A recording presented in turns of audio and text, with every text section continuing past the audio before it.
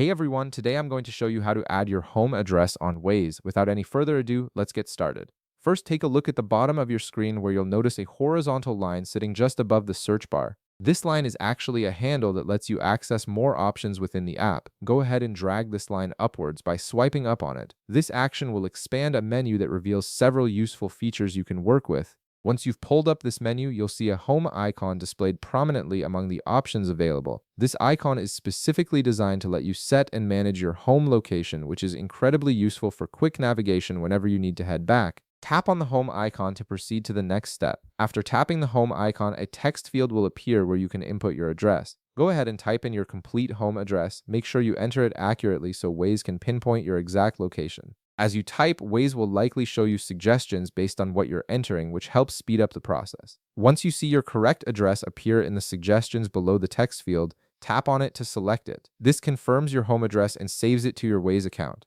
The app will now remember this location, making it much easier for you to navigate home with just a single tap whenever you need it. Now, to verify that your home address has been saved correctly, click on the More option in the menu.